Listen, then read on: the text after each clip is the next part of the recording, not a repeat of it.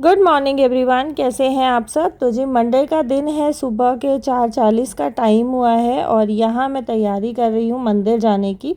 भोले बाबा का रुद्राभिषेक मुझे करना है। अच्छा, जो प्रॉपर अभिषेक होता है ना, रुद्राभिषेक भोले बाबा का, उसमें कई घंटे जाते हैं जो हम पंडित जी से कराते हैं, क्योंकि वो बहुत सारी चीज़ों से रुद्राभिषेक कराते हैं। लेकिन हमारे लिए उतना कर पाना पॉसिबल नहीं होता है, लेकिन जितना भी कर पाना पॉसिबल होता है वो मैं करने की कोशिश करती हूँ। तो यहाँ मैंने जो भी सामान लेना था वो मैंने थाली में रख लिया है। 1 लोटा जल ले लिया है और प्रसाद जो है मैंने रात को ही मंगा के रख लिया था, तो प्रसाद मैंने ले लिया है। प्रसाद मैं मंदिर में थोड़ा सा भोग लगा के और बाकी ये डब्बा एज इट इज़ जो है गार्ड रूम पे गार्ड्स को दे दूँगी। तो जो भी सोसाइटी का स्टाफ है वो आपस में बांट लेते हैं। मंदिर में बहुत सारी लेडीज़ जो है, मंडे को तो सावन में जैसे बहुत भीड़ रहती है, डेली भी बहुत सारी लेडीज़ आती हैं। जो भी चढ़ावा चढ़ता है, प्रसाद, दूध वगैरह, मेरा मानना ये है कि अगर पंडित जी लगे हुए हैं ना, तो पंडित जी को उसको प्रसाद को हर किसी में बांट देना चाहिए। लेकिन हमारी सोसाइटी के पंडित जी को मैंने देखा है 1-2 बार, वो क्या करते हैं, पॉलीथीन में इकट्ठा करते हैं और वो ले जाते हैं। मुझे नहीं पता कि वो क्या करते हैं उसका, बट हाँ, वो ले जाते हैं जितना भी दूध, दही, फ्रूट जो भी चढ़ता है। तो मेरा ये रहता है कि जब मैं मंदिर जाती हूँ ना, सुबह से ही जो है भक्तों का तांता लग जाता है, सावन में सोमवार के दिन स्पेशली।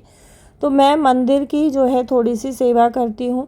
जितना भी साफ़ सफाई का काम मुझसे बन पड़ता है वो मैं करके तब घर आती हूँ। तो आप देखो, वापस आते आते ना चांदना हो गया था। तो आज जो है मुझे लगभग 1-1.25 घंटा मंदिर में लग गया, मंदिर को की सफाई करने में, क्योंकि पूजा पाठ करने वाले भक्त बहुत ज़्यादा होते हैं और सफाई करने वाले बहुत कम होते हैं। देखो, मेरा मानना ये है, जैसे मैंने रुद्राभिषेक किया तो मैंने काफ़ी सारी चीज़ें चढ़ाई, तो उसको मैं जल डाल के साथ साथ से साफ़ कर दूँ तो मंदिर में गंदगी नहीं होती है।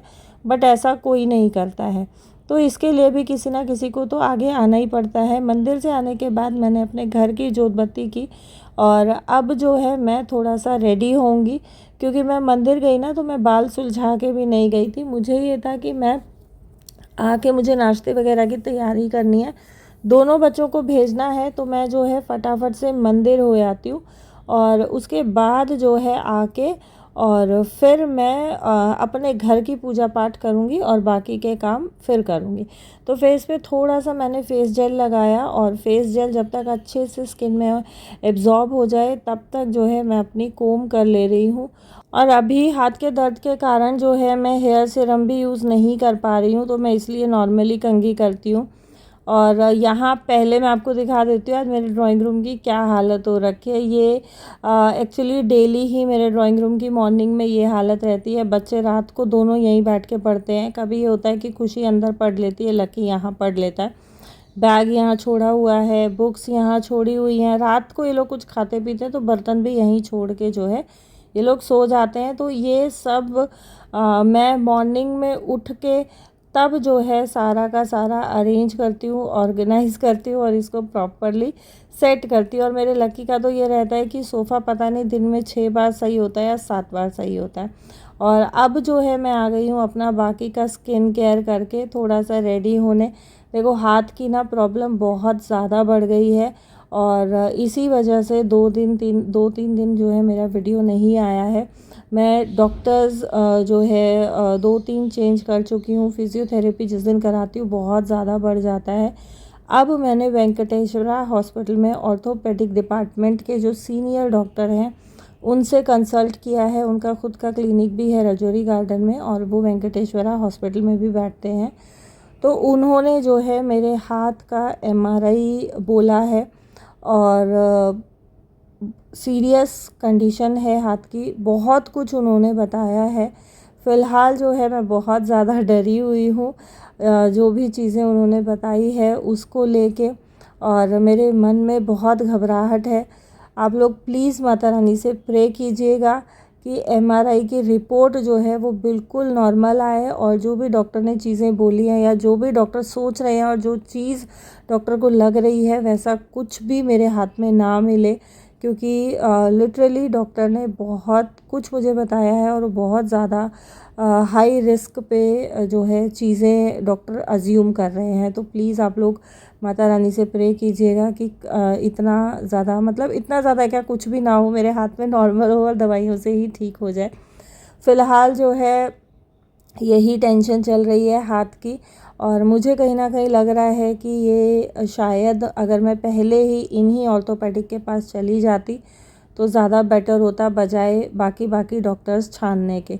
पर हमारे मन में भी ये रहता है कि अगर हम पहले से किसी डॉक्टर को दिखा रहे हैं तो और फिर अगर कोई दिक्कत होती है तो हम उसी डॉक्टर के पास जाना प्रेफर करते हैं। क्योंकि मेरे लकी के साथ ये हुआ था, उसके घुटने में दिक्कत हुई थी, तो डॉक्टर्स ने, किसी ने उसको टीबी बता दिया था, किसी ने कैंसर बता दिया था, किसी ने अल्सर बता दिया था, किसी ने कुछ बताया था और किसी ने कुछ बताया था। बट जिन ऑर्थोपेडिक को मैंने अपना हाथ सबसे पहले दिखाया, उनको मैंने लकी को दिखाया था, तो उन्होंने बोला कुछ भी नहीं है, इसकी बोन्स में जो है कैल्शियम की कमी है और प्रोटीन की कमी आ गई है, इस वजह से घुटना पेन कर रहा है। और उन डॉक्टर ने लकी का घुटना बिल्कुल ठीक कर दिया था, तो इसलिए मैं उनके पास गई। अब मुझे नहीं पता था कि मेरे हाथ की दिक्कत इतनी ज़्यादा बढ़ जाएगी, और मुझे ये भी नहीं पता कि क्या होने वाला है और क्या हो रहा है।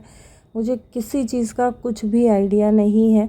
हस्बैंड जो है इतना ज़्यादा बिज़ी चल रहे हैं, उनकी आए दिन कभी चंडीगढ़ मीटिंग होती है, कभी जयपुर मीटिंग होती है, कभी हिमाचल मीटिंग होती है, तो वो यहाँ दिल्ली में बहुत कम रह रहे हैं।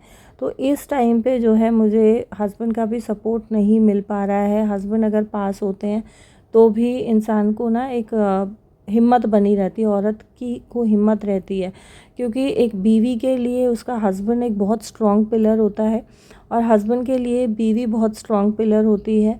और सब लोग बोलते हैं कि गाड़ी के 2 पहिए होते हैं, लेकिन गाड़ी के 2 पहिए नहीं, गाड़ी के 4 पहिए होते हैं। तो मेरा मानना ये है कि मियाँ बीवी गाड़ी के पहिए नहीं होते हैं, मियाँ बीवी एक दूसरे की लाइफ में बहुत स्ट्रॉन्ग पिलर होते हैं, जो 2 पिलर्स के ऊपर वो पूरी ज़िंदगी को बहुत बैलेंस के साथ लेके चलते हैं, हर रिलेशन को बहुत बैलेंस के साथ लेके चलते हैं।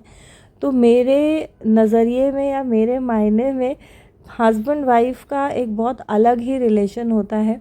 और फैमिली भी जो है इस टाइम पे बोल सकते हैं, देखो मैंने किसी को हालांकि अभी तक बोला नहीं है कि आप आ जाओ या कर दो, लेकिन मुझे ये पता है कि बोलने का कोई फ़ायदा भी नहीं है, क्योंकि किसी के पास टाइम नहीं होता है किसी के घर जाके उसको सपोर्ट करने का, या किसी के घर जाके 10 दिन 12 दिन 15 दिन रुकने का। तो फ़िलहाल जो है खाने के लिए बहुत ज़्यादा दिक्कत आ रही है। ये जो वीडियो है ये हॉस्पिटल जाने से पहले का है, तो इसीलिए मैं सारा काम करके गई हूँ, सब्ज़ी रोटी सब कुछ, जो भी मेरा मॉर्निंग रूटीन का काम होता है, डस्टिंग वगैरह सब मैंने किया।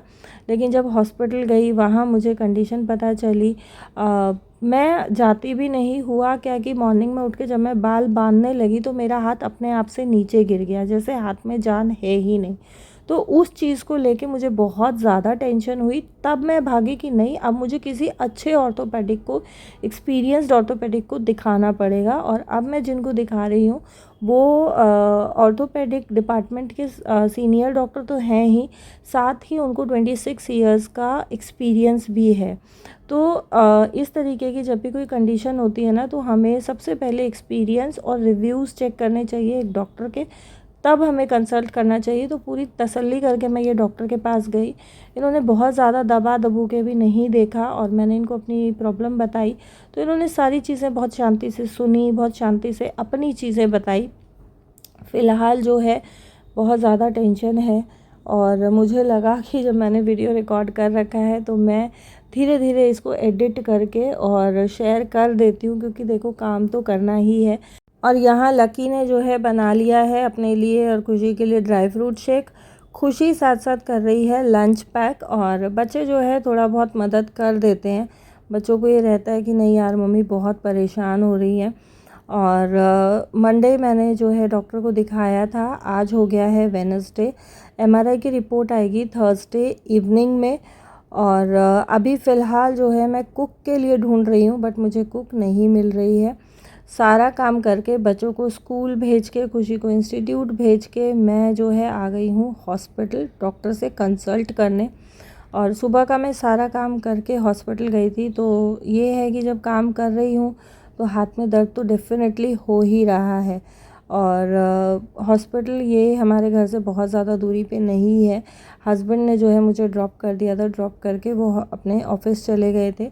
और बच्चों को भी आजकल जो है हस्बैंड ही ड्रॉप कर रहे हैं। ये एक बहुत अच्छी चीज़ हो गई है कि लकी का स्कूल भी वॉकिंग डिस्टेंस पे हो गया है, तो वो हमारे लिए एक प्लस पॉइंट हो जाता है। खुशी जो है कभी ऑफिस से ड्राइवर उसको ले आता है, कभी मैं चली जाती हूँ रिक्शा से लेने के लिए, कभी इस मॉर्निंग में तो हस्बैंड ही उसको ड्रॉप कर रहे हैं। तो खुशी का हम पिकअप ड्रॉप खुद से ही कर रहे हैं। और हॉस्पिटल में देखो आप कितनी भीड़ है, आप किसी भी हॉस्पिटल में चले जाओ इतनी भीड़ आपको दिखाई देगी, क्योंकि मौसम ही ऐसा है कि इतना ज़्यादा वायरल चारों तरफ फैला हुआ है। MRI कराना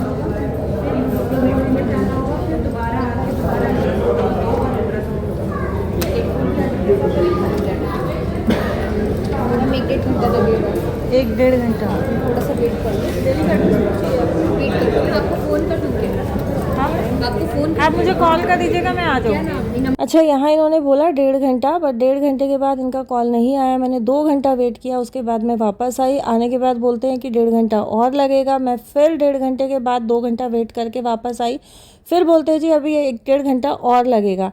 तो फिर मैंने इनके पास फ़ोन किया 3:30 पौने 4 बजे, तो कहते हैं आप 4:30 आ जाओ, आपका हम MRI करा देंगे। 4:30 बजे जाके भी MRI जो है मेरा 6:30 बजे हुआ। तो इतनी परेशानी में MRI मेरा हुआ था।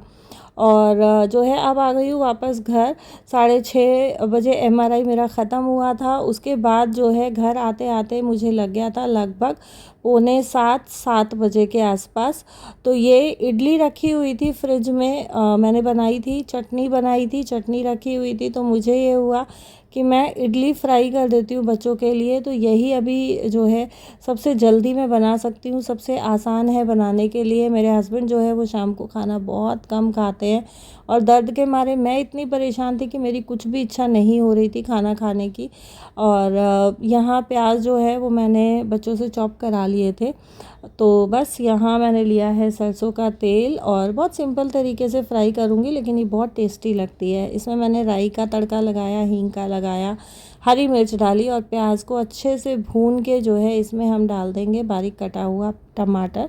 टमाटर डाल के बेसिक जो भी हमारे मसाले रहते हैं, हल्दी, नमक, लाल मिर्च पाउडर, और यहाँ मैं किचन किंग पाउडर थोड़ा यूज़ कर रही हूँ, थोड़ा मैं डाल रही हूँ सांभर मसाला, ताकि इसमें वो सांभर वाला थोड़ा टच आ जाए तो बच्चों को और अच्छा टेस्ट आए।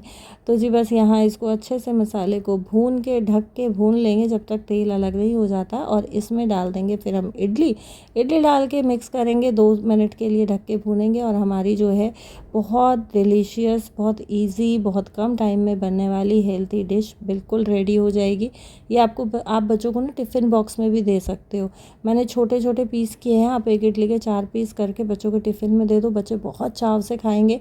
एक थोड़ा सा अलग सा बच्चों के लिए मील रेडी हो जाएगा, टेस्ट बच्चों का थोड़ा चेंज हो जाएगा। तो इस तरीके के जो है फ्लेवरफुल, टेस्टफुल खाने जो रहते हैं वो बच्चे बहुत पसंद करते हैं। तो जी ये था हमारा आज का डिनर।